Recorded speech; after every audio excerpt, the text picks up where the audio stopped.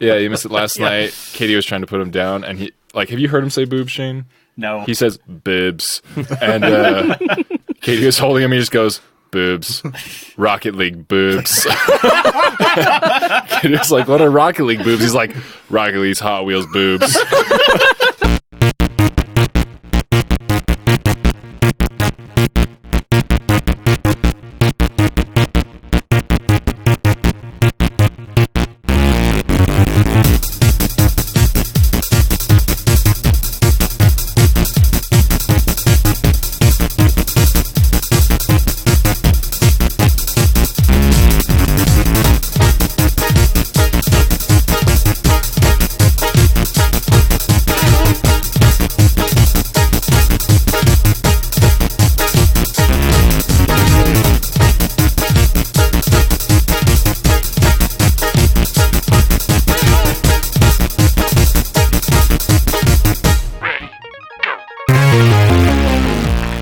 Welcome to the Rewatchers on the pod, where we watch stuff and then talk about it. Because that's a really unique thing to do on a podcast. You're here with me, Tyler Harris, and... Gwen Hammer. Tyler McKinley. Justin Hammer. And our special guest this week... Shane Seagle. Shane, thank you so much for joining us. And Shane brought us Perfect Blue by Satoshi Kon. And if you haven't seen it, don't worry. About to catch you up on every single thing that happens in Perfect Blue as quickly as possible. Get your listening ears on. Are there different kind of ears? That's a question for later. Here we go. Perfect Blue. Powertron, your favorite 90s Japanese stage show, graces the screen. Everybody discusses the future acting career of their favorite idols. Idols frantically prepare to take the stage. Some people don't want Mima to become an actor. Some people do. But how does Mima feel? Cham continues to perform. Some creepy guy holds Mima in the palm of his hand, then picks a fight with some ruffians who are looking to cause a ruckus. Cham announces that this is Mima's last show with the group. Mima forgets to feed fish and to eat all the cheese before it goes bad. Mima's mom calls and expresses her continued disappointment in her daughter doing what she wants. Then she receives a strange call and a threatening fax. Mima memorizes lines for a new acting gig, then has the internet explained to her in the same way it might be explained to an octogenarian in 2020. Mima admires the other actors' abilities. The writer and producers show up on the set and are immediately accosted by Mima's sleazy agent. Just before cameras roll, a fan letter explodes, injuring her agent. Mima buys a new computer and is seemingly the only person in her life concerned about letter bombs. Rumi tries to teach her computers. Mima discovers Mima's room and a creepily accurate diary about her life. Mima only makes it into 3 shots of the show. Mima is growing more and more paranoid about her stalker. Cham makes the charts for the first time. They're totally fine as a duo. Mima decides to get serious about becoming an actress. Mima films her big scene.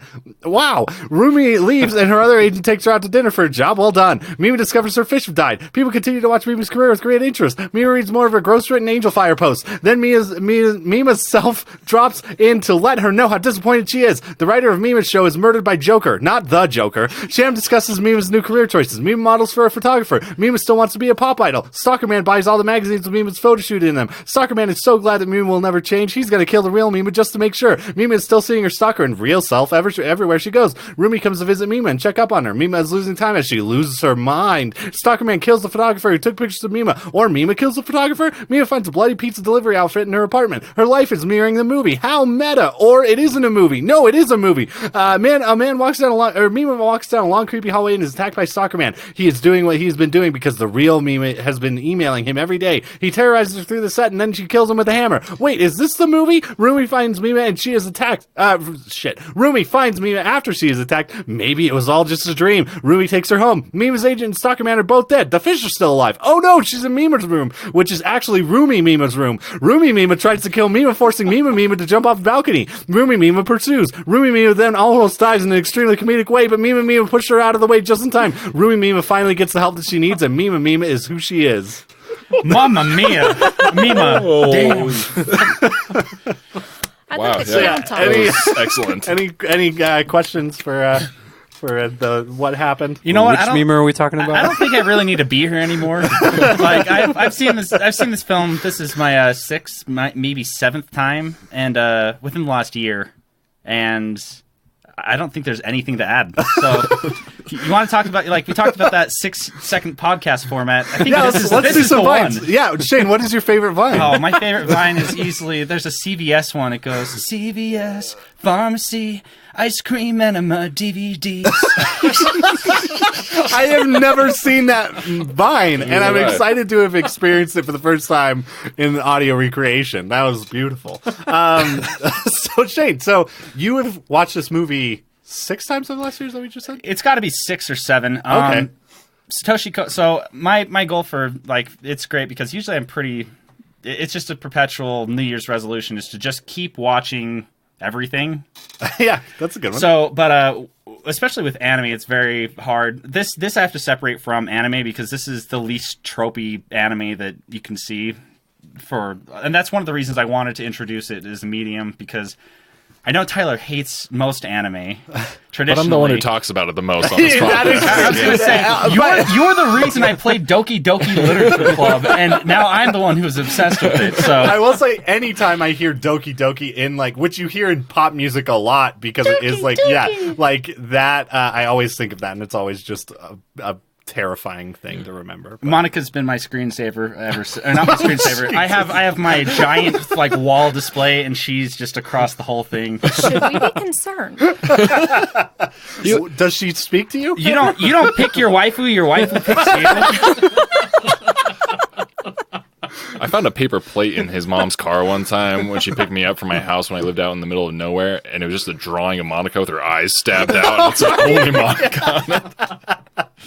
That's amazing. Yeah, I did actually do that. That was it was on an in and out, like, insert or Well, something. I know you had just played the game, so I was a little like, well, it's fresh. If it wasn't as fresh, I'd be more concerned. That happened yesterday. See, I think that this really is just I mean, I've seen this film 6 times, and my love of psychological horror is I absolutely love something that just takes me on that crazy ride and pulls something out of it. Recently, I went on a 9-month expedition to track down an original PS2 and the correct copy of Silent Hill 2, because you have to have the red band version Right. that has all of the extra stuff, and you have to make sure it has the right fog and whatever. So it's kind of that sort of a thing where just this surrealism, especially in the late 90s anime, was very huge. Look at Evangelion. Yeah. That's another series that I don't know. There's something just the late 90s were great for everything in film and media. A lot of things just peaked, and then not that we're not getting, like, last year we had Portrait of a Lady on Fire. I thought was phenomenal. I was this close to choosing Parasite instead this time, Oh, man, which we talked about a ton on our podcast last week. but I decided, like, that with you guys talked about I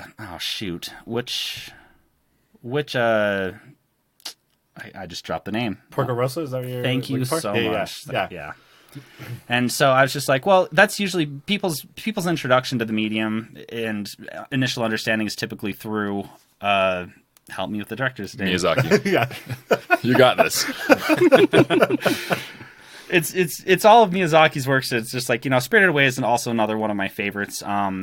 Or, like, The Wind Rises was great, and there's a lot of great films, but I figured I would pick something a lot more adult, I guess. Not that they don't deal with adult themes. Yeah. But Well, I think the anime, I think it is easy to pigeonhole that, you know what I mean? Like, some people have a lot of perceptions that it's just the shonen stuff, that it's Dragon Ball Z or One Piece or whatever, you know what I mean? Exactly. And so, yeah, to show the breadth of the genre, I feel like is important, and to remember that.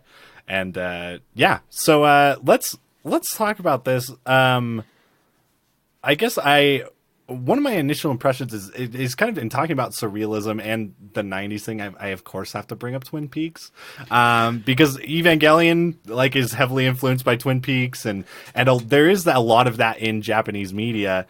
I definitely think that there's, like, and you had kind of mentioned this before we started recording, but the influence that I think things like Twin Peaks had on stuff in the 90s, but then also you look at stuff like this specifically, you were talking about how it's influenced Darren Aronofsky, and stuff like that. And so it's really interesting to see those connections kind of stem out in really interesting and unexpected ways. Like, I wouldn't have expected Darren Aronofsky to be heavily influenced by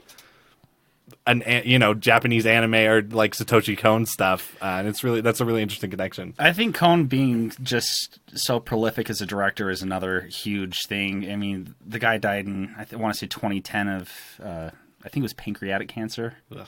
So, but it really sucks because he has another work that on his deathbed, one of his colleagues, I can't remember who specifically, but he's like, promise me this will get made, please. And it still isn't out there 10 years later. So hopefully something happens with the untitled Satoshi Kon project, because if not, it would be a shame if it were lost to the ages. Yeah, for sure. I want to talk really quickly about like editing in this movie. Yes, please. Because man, god damn, it's just great. Tyler, what are your thoughts on it? You seem excited about that. Oh no, that's the first thing I noticed was it's I don't know, it's really smart in how it uses its editing, because it's definitely a strong stylistic choice where there's a lot of like smooth. Like I say smooth, but really harsh transitions at the same time. Yeah, they're very quick, but they also are good. They're like segues into each other, where you're not quite sure if it's the event, like if it's continuing events from before, or if it's a new scene, and then it ends up being a new scene. And it does that a lot, which then transitions very smartly into the latter half. Well, the kind of the whole second half of the film, and slowly builds up to it where that becomes almost a storytelling device. Well, even stronger than it already is. It almost becomes like a plot-centric thing in the editing, where you start to question more and more, okay, what is reality? What's in her head? And I can definitely see the comparison, the influence on Black Swan, definitely. Yeah. This film takes it to those, it gets to that heavier section quicker, and you're in it for longer. And but it like keeps going deeper and deeper, and the editing really helps sell all of that. And there's several other things that go into it, but I was really impressed by the pacing of this, and something I'm actually not used to seeing in Japanese animation, this particular style of editing. Yeah. That honestly is one of the reasons I chose this, because for me, I have to try to find anything within. I know that you have some gripes about, like, especially the animation choices and like the reusing of certain shots or static scenes or static characters. But with this, I feel one thing they have is a lot of the background characters even look different, which I did appreciate. But no, I specifically picked it also because of just the jarring transitions that are somehow also, I don't know, they are a character almost in and of itself. Yeah. Which is strange. But it just plays with your mind. It really lulls you in with a false sense of security in the opening scene. Everything's happy, and then it just slips, progressively getting more and more jarring and making you wonder.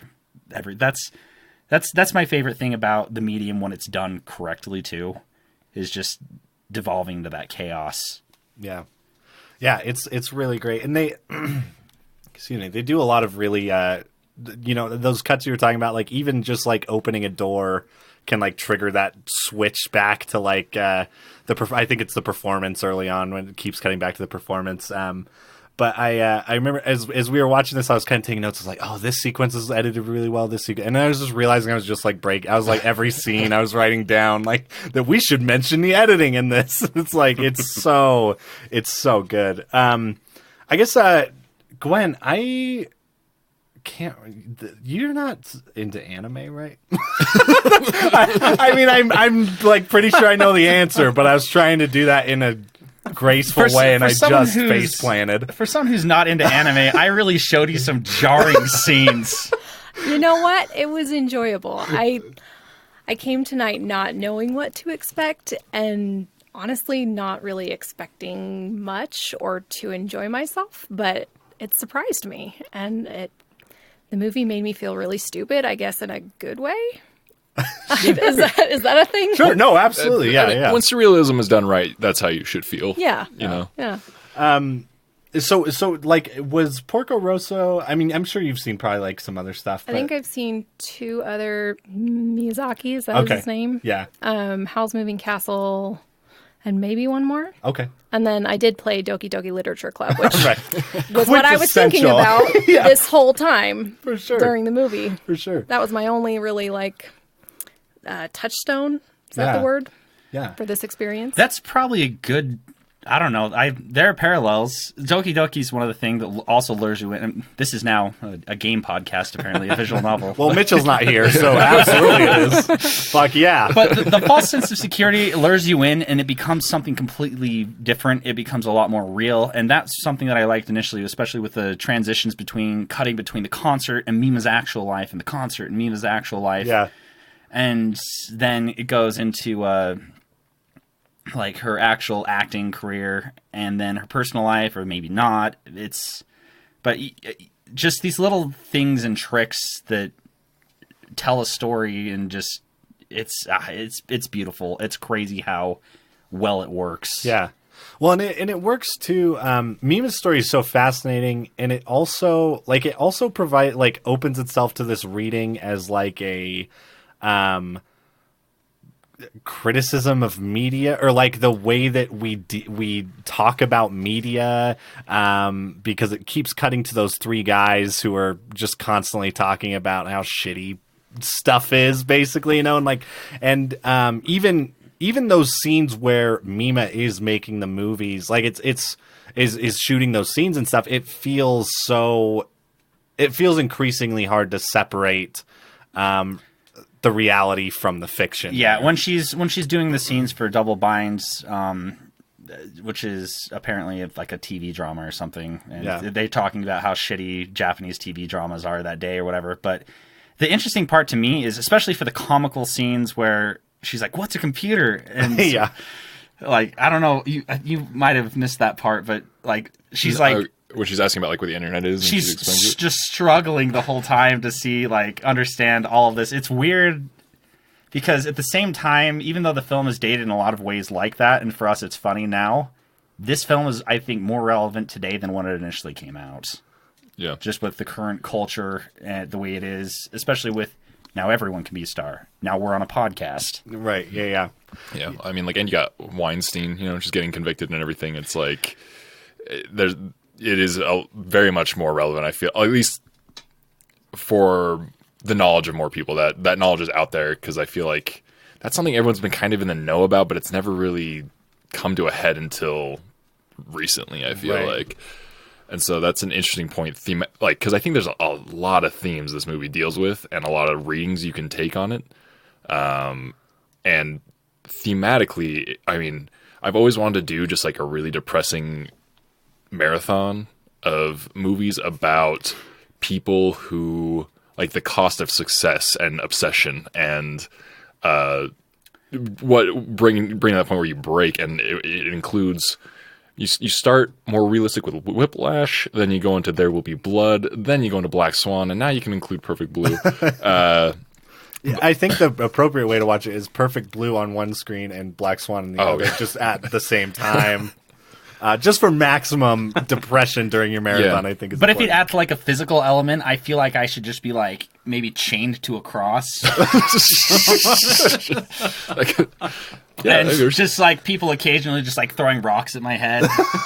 Man, we're getting into some 4D We're getting into territory. some art installation shit that I can appreciate. I'm just going to drum while I'm watching Whiplash and just bang my knuckles against my snare until they bleed. Yeah.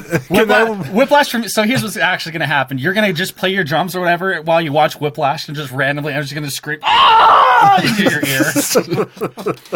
You're nothing. You'll never be anything. Oh fuck! What are you doing?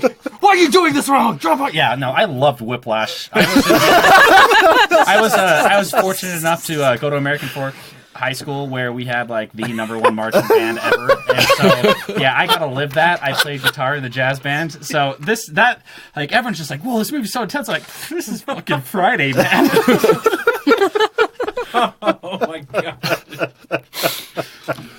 Well, now that we've given away what we're doing for next week's podcast, Perfect Blue.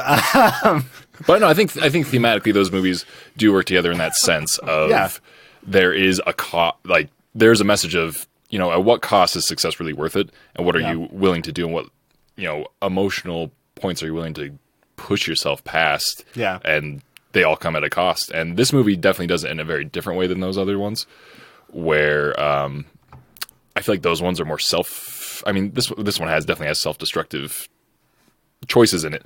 But this one is also, there's a lot of things with like mental illness, and she's also, I feel like more of a victim than Daniel Plainview in There Will Be Blood or anything like that. Right. I felt really bad for him the entire time. Yeah. But for a different reason. I don't say that sarcastically. Like you empathize with Daniel in a completely different way. There Will Be Blood is also one of the films that I've seen. I don't even know how many times.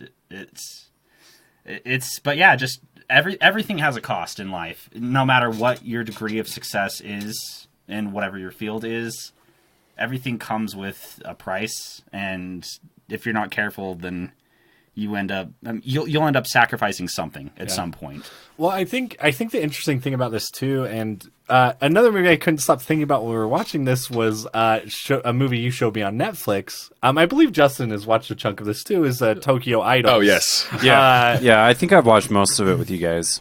Yeah, which is you should check it out just to get an idea of what idol culture is like in Japan. Because that was something that, like, I think that knowledge of that in this movie kind of helped. It didn't feel weird to me at all for this to be happening. But I do think an interesting thing about the character in this movie too is, I don't think that she makes any choices in this movie that she should be punished for. You know what I mean? Like, so much of what she suffers is because of some bullshit. Like, that's out of her control, you know what I mean? Whether that's the idea of these rigid societal norms that we should put on people, or expectations of her as not only a woman, but someone who was a pop idol, as if that somehow ties her to something for the rest of her life, you know what I mean? And people's unrealistic expectations of those people. So I think in that way, it was a really interesting kind of inversion of some of those ideas that we've discussed in other things.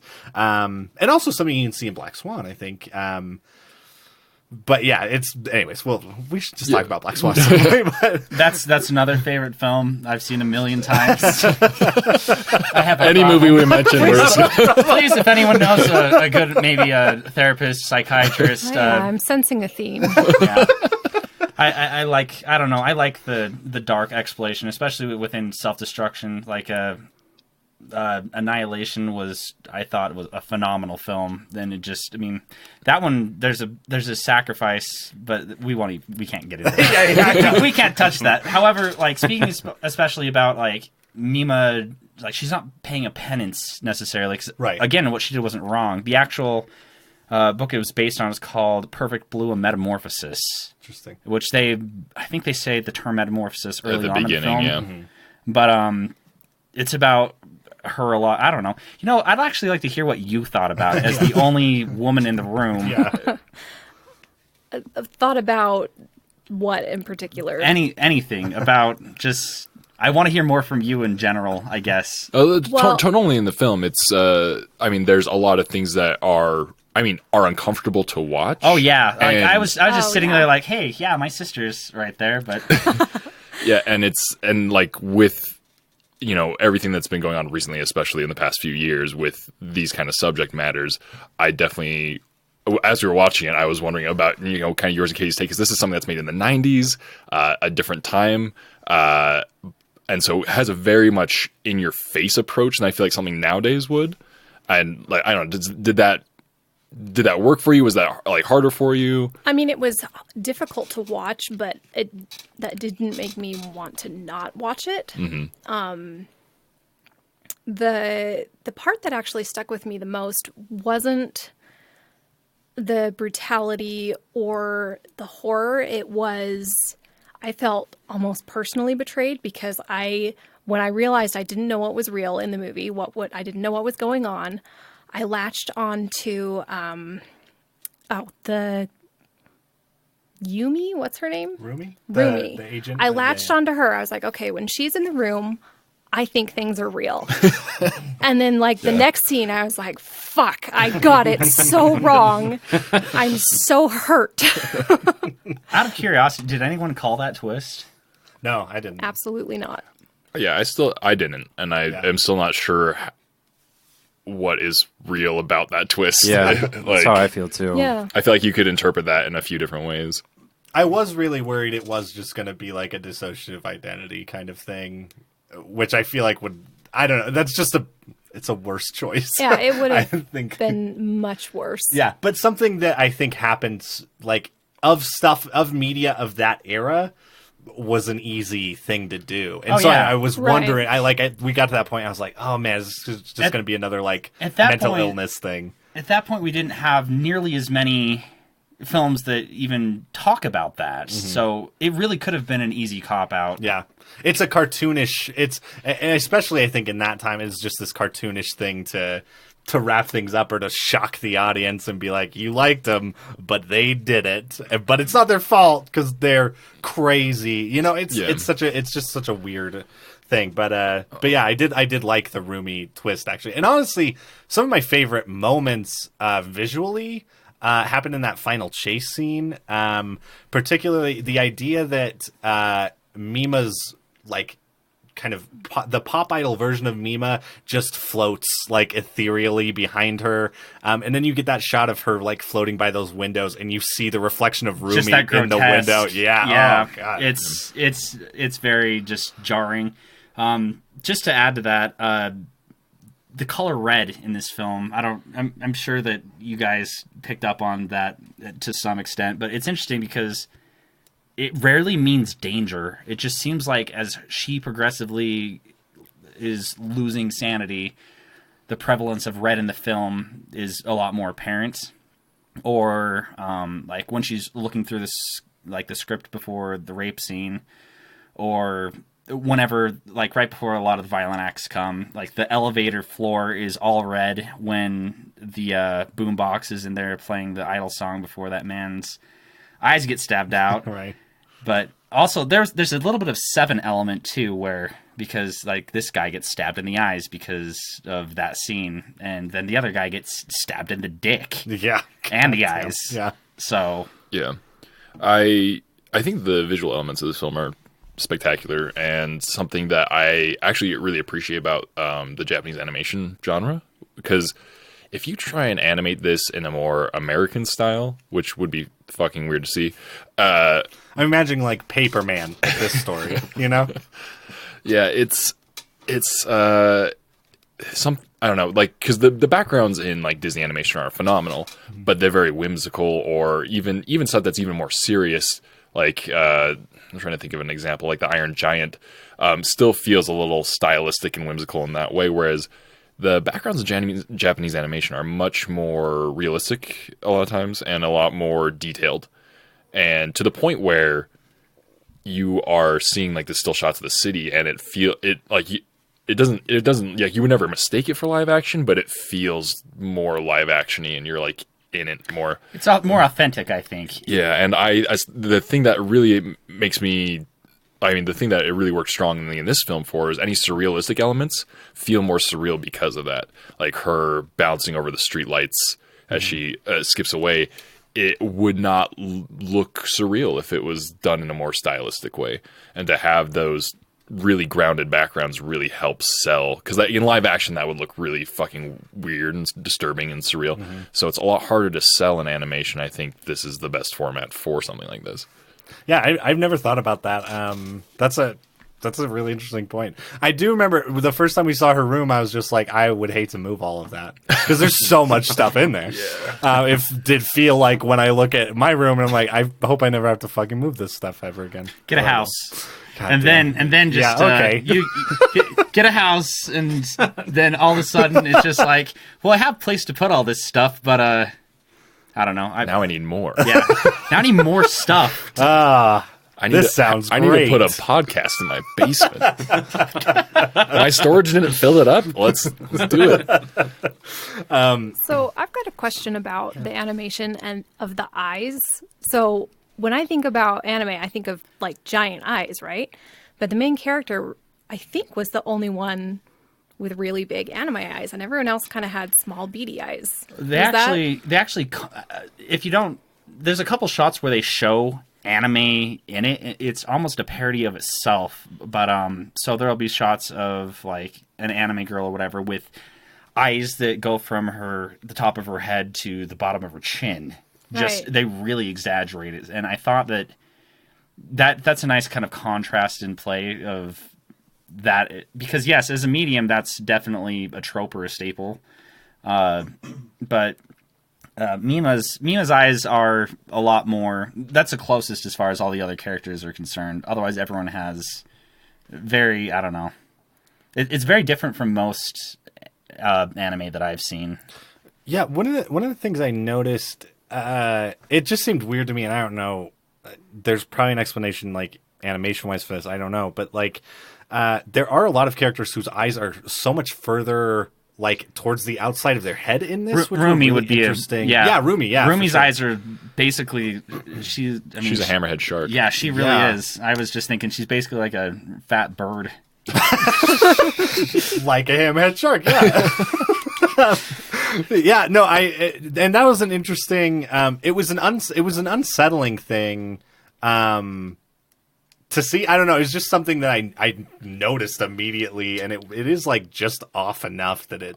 Honestly, I feel like that's kind of something that shows up a lot in adult animation in the 90s, both American and Japanese, and some European stuff. Like, there's just this weird, just the character designs themselves are a little grotesque. Yeah. And there's just some small choices that make it very uncomfortable.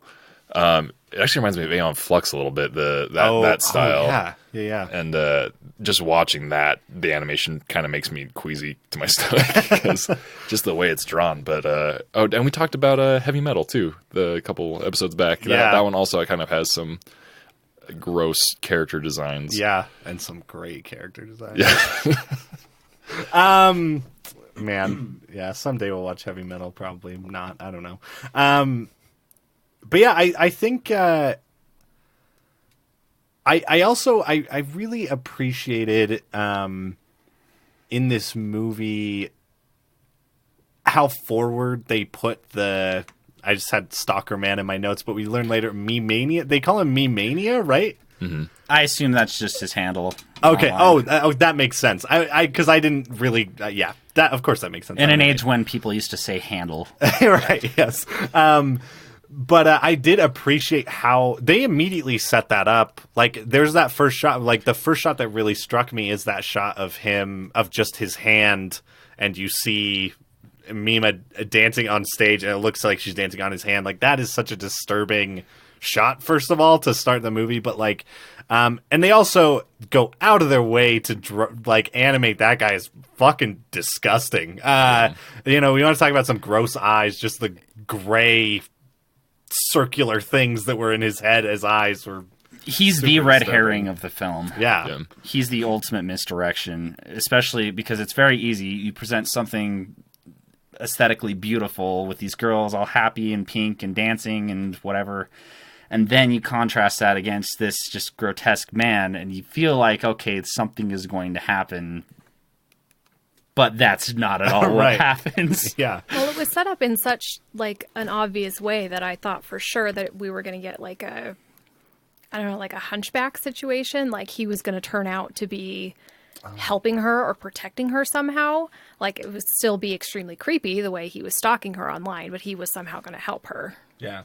Interesting. Yeah. And another possibility I thought of like halfway through is like, he might not be real. He might be the thing that's letting her justify what she's doing. You know what I mean? And yes, it's a really interesting. It was a really effective use of that. I feel like. Well, going back to Tokyo Idols, like that's mainly where my understanding of that culture comes from, is watching that documentary.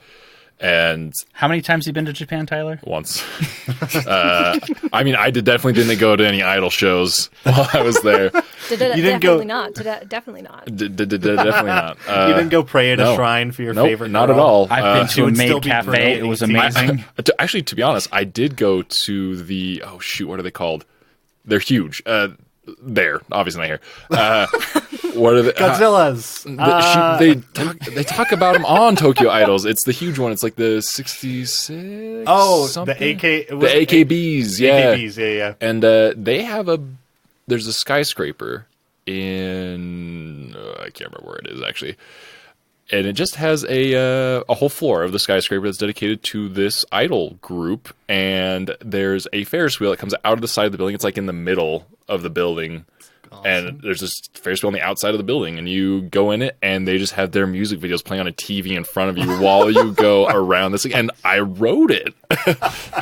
And I was like, this is uncomfortable. I rode it with my sister-in-law and her children. That's the only way to do it, man. But I think the interesting thing about that, and like what's discussed a lot in that documentary, is the idea of them being young, and purity is a big part of it, and viewing them as pure. Like it's a big thing, kind of like with K-pop groups as well. Of if you're not allowed to date anyone, or at least advertise that you're dating anyone, so you can appear single and pure, and like it's a creepy part of that culture, as when they start to get in their like late teens, early 20s, you're considered too old, and you are no longer, desirable by the main fan base, which is, old men, 30 to 60-year-old men. Well, and she picks the perfect time to get out because she had just turned 21. Yeah. Yeah. And so that makes perfect sense. Like watching it and having that background knowledge, I think is kind of helpful for that. But then also I feel like, I can't remember his name, the creepy dude's, he kind of, his reaction is very much to that, of this loss of purity and trying to keep her as the way she was as an idol. I think he kind of represents her regrets and her second guessing herself in her decision making, to where, then it kind of blurs lines of, her sending him messages and stuff like that. So I think there's a very good, legitimate reading of this film that he's not real. He's a manifestation of her like inner conflict. I have a question. Based on our experience, how was this movie received in Japan? That is actually, I should have done more research on the actual when it came out. Uh-huh. I don't know how Satoshi is. I mean, I do know that he's now revered as a phenomenal director in Japan, especially. But initial reaction to this film, or reception, I don't know. Okay. The reason I ask is the kind of what like Tyler was talking about with that. What's the Idols? Yeah, well, the idols, and then the gross guy in the movie. Yeah, whatever. Mania. Stalker Man. Yeah, him.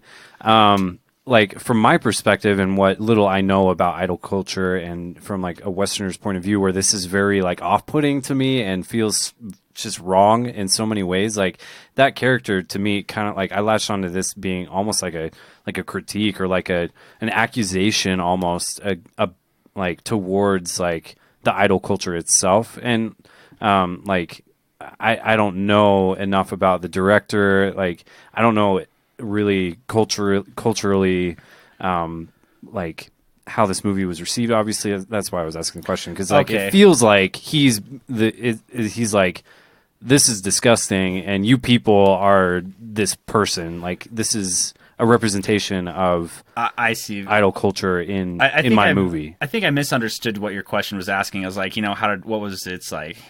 what did it gross in Japan? Oh yeah, I have no idea. No, yeah, I have no idea actually how successful it was at the time.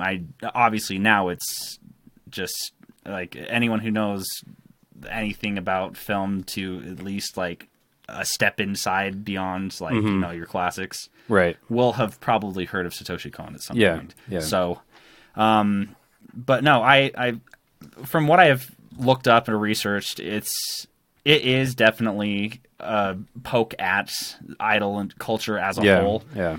But one thing is, it's the persona versus the person as well.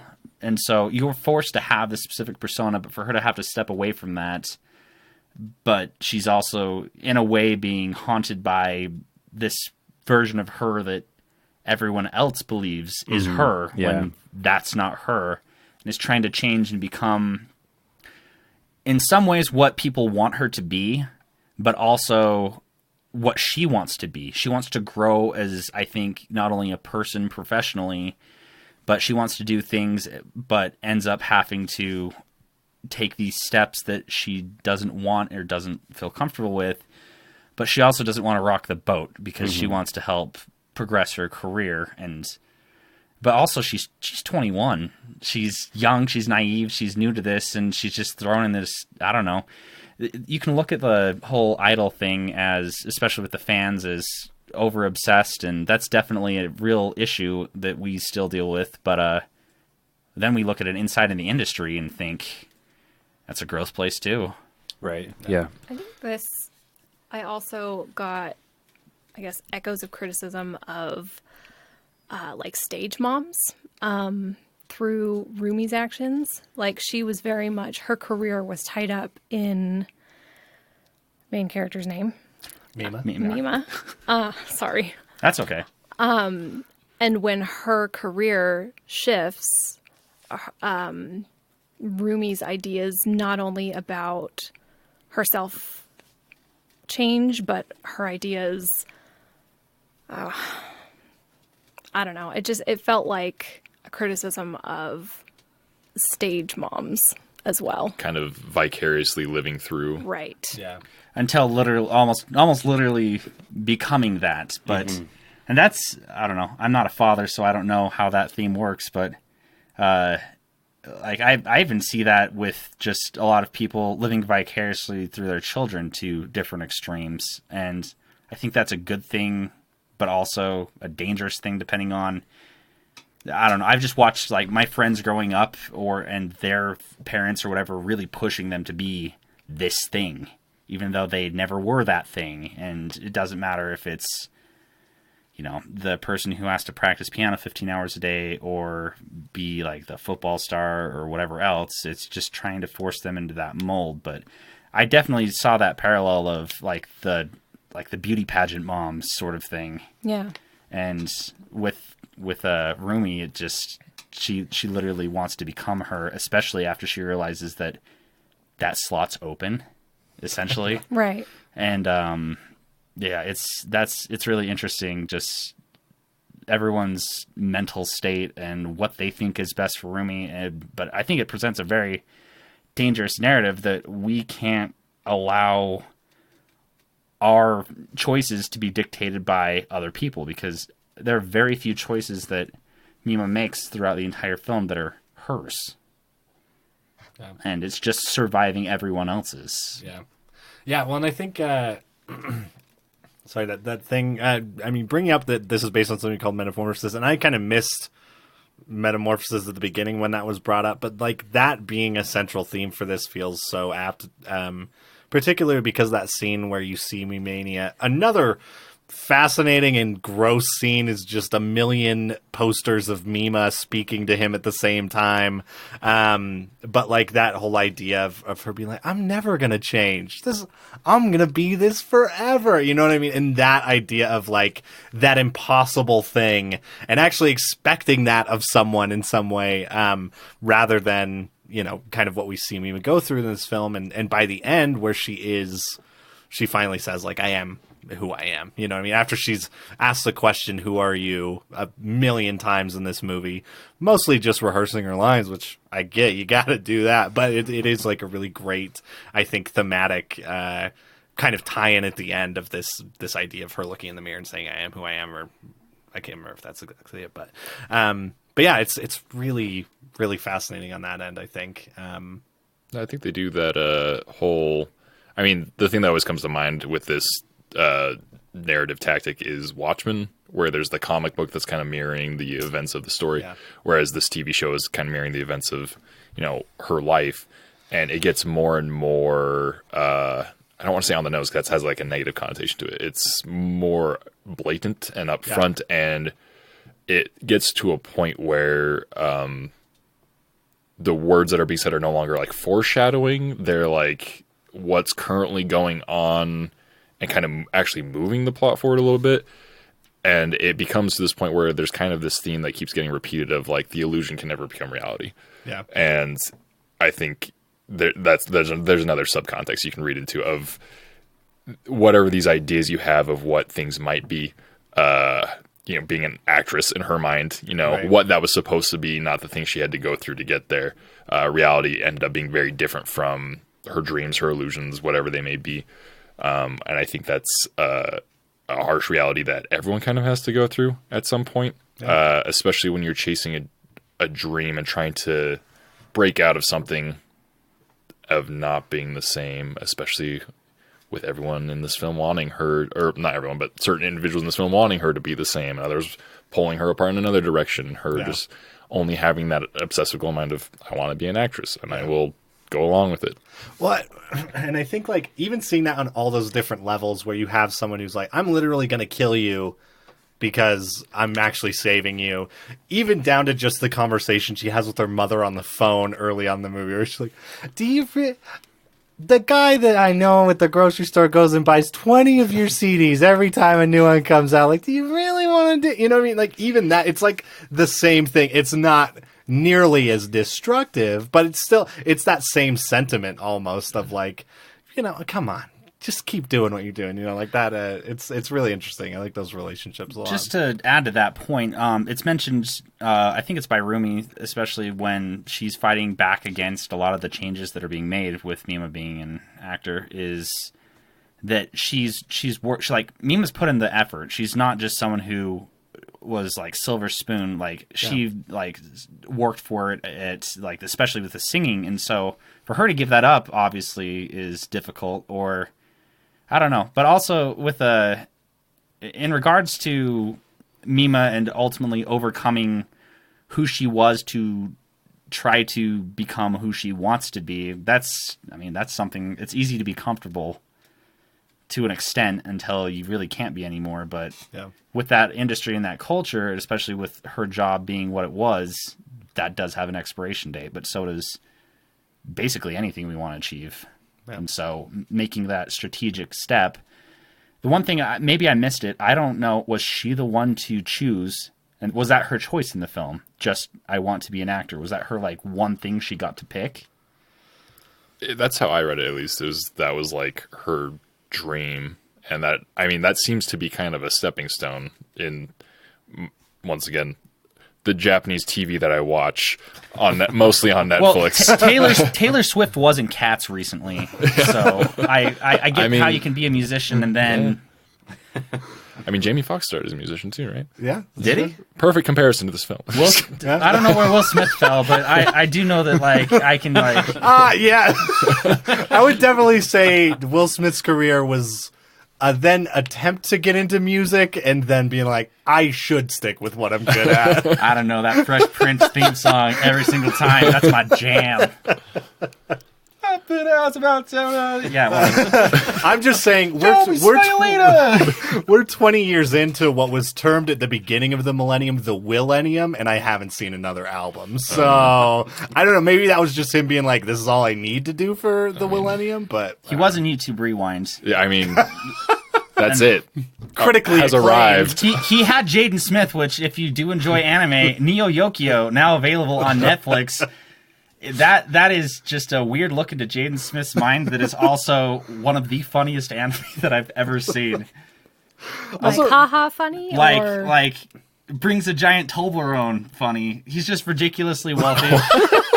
And just has this, like, massive Toblerone, goes to give it to this girl. She, like, betrays him somehow. He's like, you don't get this Toblerone, or something like that. It's a riot. So it's just like his Twitter put into anime. Yes, exactly. Right. It's definitely worth checking out. Completely polar opposite of we're talking about the serious, real, like, consequential. This is, you know, what happens.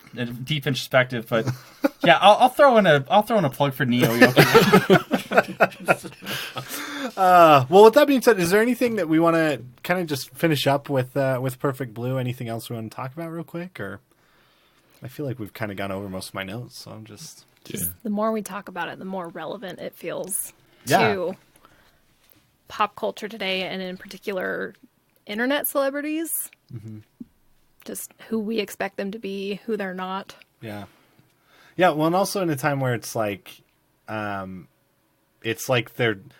job is to basically present themselves for 24 hours a day. Right. You know what I mean? And, like, yeah, that's... Got to be on brand really always. Yeah. Well, even here, like, on a podcast, to fourth wall a little bit, like, we all have a persona. Mm-hmm. That, like, I've been doing podcasting for, like, 4 years, and you kind of feel out what that voice is supposed to be. and kind of play off of that, or you lean heavily into specific elements. Yeah. And so, I don't know. Even though we're all the real us, are we really the real you? I'm definitely. I'm the real me. Are you sure you're the real you? I definitely feel like I'm sexier on the podcast. You know what I mean? Like people when they listen to the podcast, they're like, "Where's the sexy one?" And I'm like, "Oh, that one's me." But you wouldn't know it. See, and then there are people like Tyler, who I sit next to. He's like a Greek Adonis or something, and he has a voice that sounds like, oh yeah. He's got the radio voice with the TV face. My brother-in-law, everyone. My brother-in-law compliments my physical appearance and voice far more than my wife does. It's true. I talk him up like when our grandma was in town. I was like, hey, yeah, he's on the radio. He has a podcast show. Is that how you were telling us about that last week, right? I think we heard about this story about everywhere you go, somebody tells you got to be on the radio. Yes, and it's mostly people over the age of 60. And because they're the ones who would listen to anything on the radio. Look, I'm heard about the radio? I have been like uncomfortably like sexual aggression has been put towards me by old women. Why are you looking at me? Far too often. Is this the footsie spot or is this the footsie spot? Oh, I forgot about playing. I didn't play footsie with anyone this whole time. Okay, we can fix that. But I had to say a prayer in church one time, and afterwards this woman, who is probably like 80s, just comes up to me, grabs me by like around the waist, and just smashes her full frontal body into my full frontal body, looks up to me and says, "You have an amazing voice." And then I was like, "Thank you." Tried to walk away, and she pulls me back in and presses up against me again and says, "You should say the prayers all the time."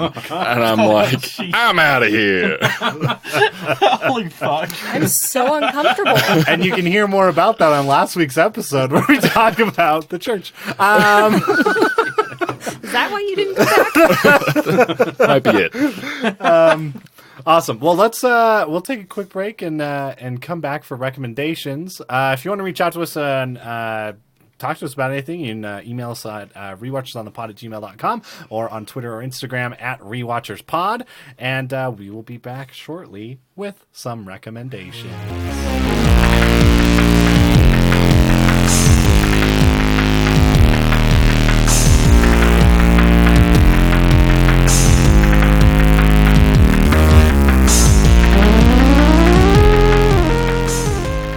Welcome back to the recommendation section of the podcast where we talk about other stuff that we've been watching during the week.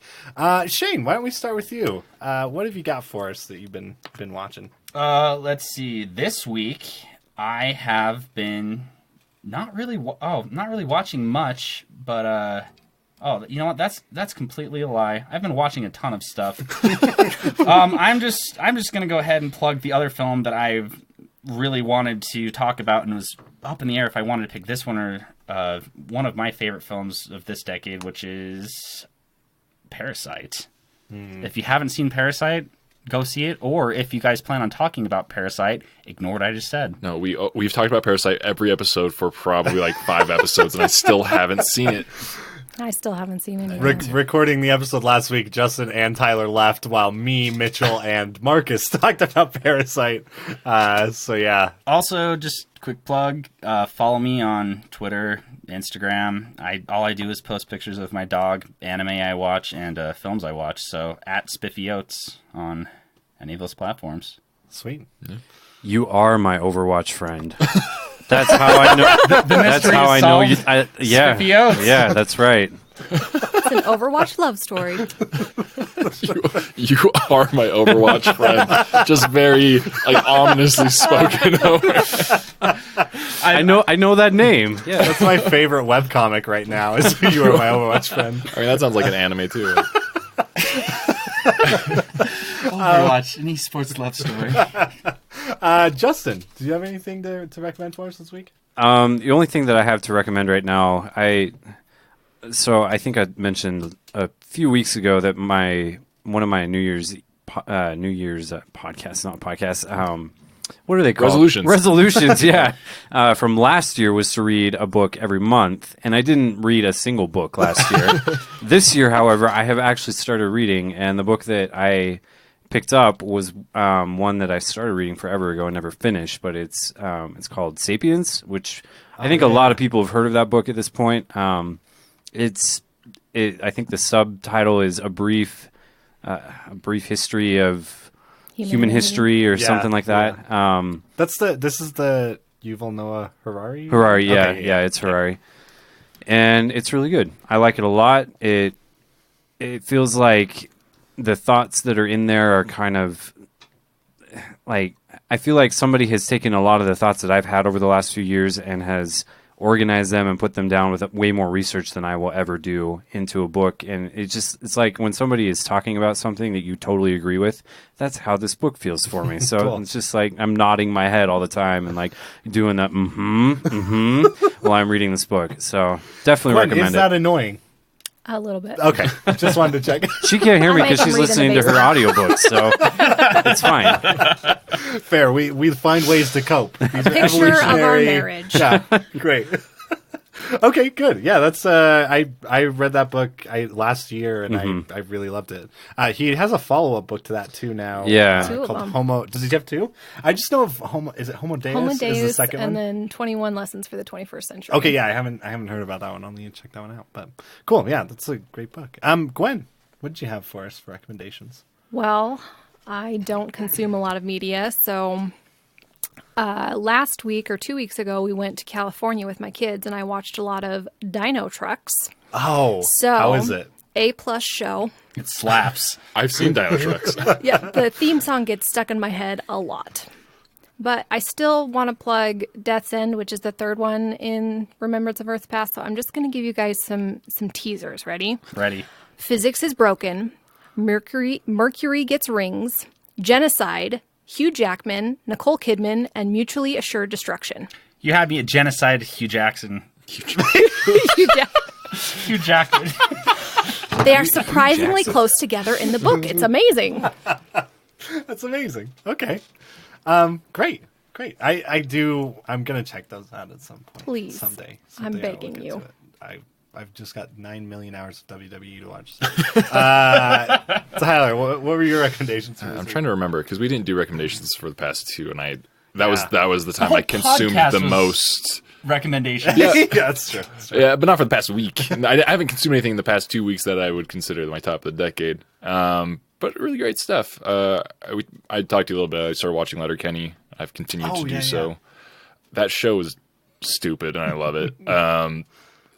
My favorite thing that they do, which is Katie's thing she hates the most about the show, is they will leave on like a huge cliffhanger for like a big story twist, and the next episode just won't address it whatsoever. Yes. And like sometimes even like I want to say they kind of put them up out of order, because the particular one I saw, they're like, Stuart's gone to rehab, and like the end of the episode is like, we've brought Stuart back. He's been through a lot of changes, and here he is. And it like goes to the door frame, and then it cuts to credits. The next episode's the Christmas episode, and we see Stuart in the episode, and he hasn't changed whatsoever. Oh, yeah. Well, I think the holiday episodes are kind of like, they are out of order from the series for sure. And that was the season finale. Yeah. And then at the beginning of the next season, we actually like get to see, but it's not until the end of the episode. Yeah. As just like a brief glimpse of what's happened. And Oh Yeah. man, I forgot about that Christmas episode. That's a real banger of an episode. oh man, it's a good show. If you haven't, it's definitely not for everybody, but I enjoyed it a lot. Yeah, and they just put up another season. Yeah. like 8. I think they're I season think 8 I'm or something. I'm like halfway through season 5, so Okay, I'm not quite there It's a yet. Great show. I did start one of Justin's recommendations, which has been on my list for a long time. I did start playing Hollow Knight. It's good. I like It's real it. good. Metroidvania. Yeah, I that word's thrown around a lot for 2D games, and this one honestly, like, it definitely fits that category, but it definitely is the most unique one I feel like I've played out of those. It's a little bit slower. It's a little bit more. I mean, it's got definitely some more like Dark Souls elements to it, which I know everyone says about every fucking game that comes out now. That's but your jam, though. it kind of like I don't know what it is. I hear more about Dark Souls from you, or a Dark Souls-esque game, or Sekiro, or stuff like that, than I have from... Well, Justin's kind of to Anyone blame. else? Justin, I'm like, crying inside right now. I feel like a proud father at this moment. A proud sadistic dad. Because I was like, I hated Dark Souls every time I tried to play it. Then Justin's like, the remaster's coming out. You guys should play with me. I'm like, all right. And so I tried it, and here's how I was converted. I played with Justin. He's like, and he just knows it like the back of his hand, and I'm just running behind him, trying to keep up and trying to kill at least one thing, because Justin was just murdering everything. He's like, there's a guy around this corner. All right, now we go here. A boulder's gonna fall here. We're gonna stop. Okay, let's go. And we played for like 2 hours, and I was like, I still suck at this game. So I went back and I replayed everything we did.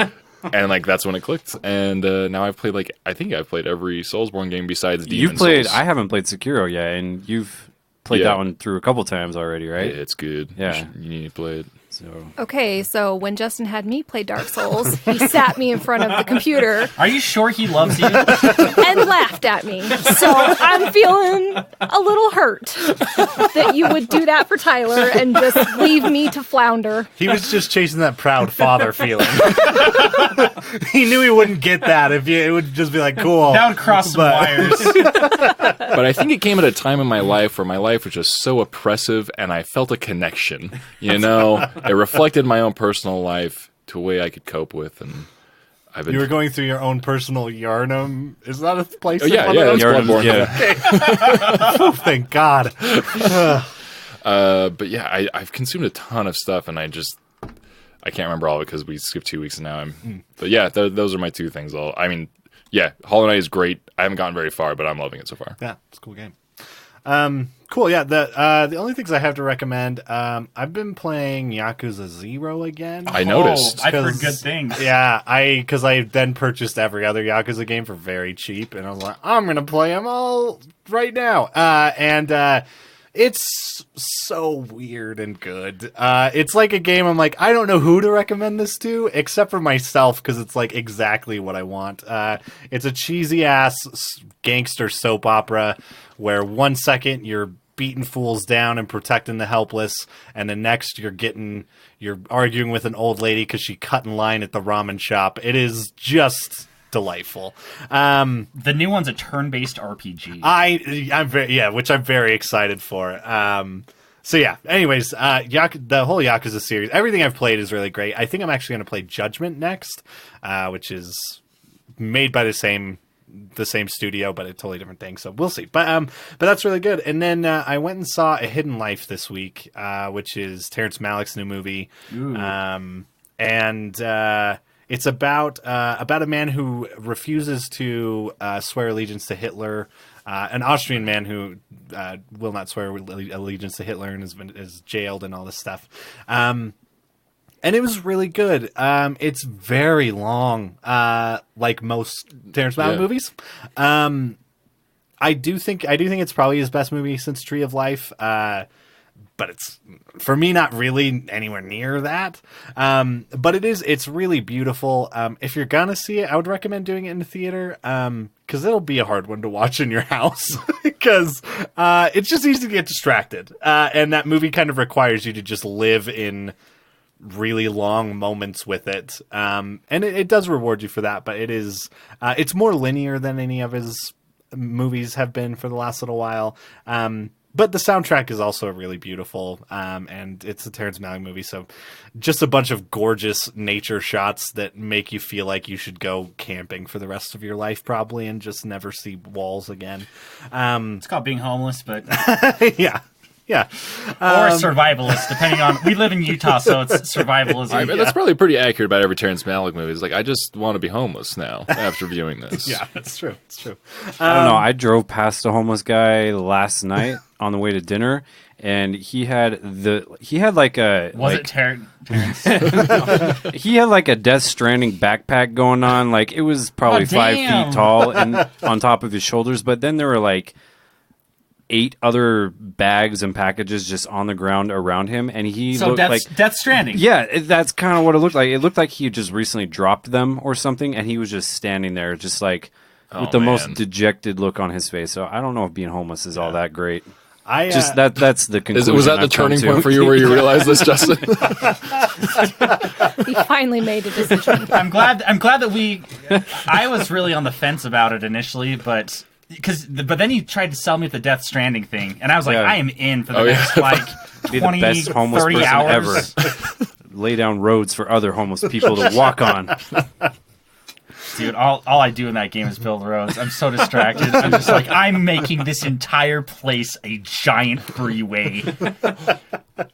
I love it because the I love Lorax that hates game that. because it's just like it's just like you know what would make this beautiful nature scenery better? A road, a highway, and trucks driving on I mean, it. it really does follow the arc that I feel when I'm hiking. I'm like, this is beautiful. But I wish there was a vending machine around the next corner.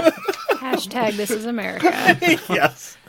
Do we? So I And that's what started saves the playing that. world. Have we talked about that at all? Like, I know there was a big build up to me actually buying the Yeah. game. Well, you tried to buy it on the podcast for a very long time. Yeah, and then I it didn't finally work got at it. all. Yeah, So, like Perfect Blue, this podcast started as one thing and has metamorphosized into a game podcast. basically Well, how it goes. basically- happens occasionally, It yeah. changes form anytime Mitchell's not there to huff and puff about it. I think so. I think recommendations though just kind of turns into a have video game podcast. Yeah, it's then true. It's true. Yeah, Death Stranding. A lot of people hate it. I think it's phenomenal.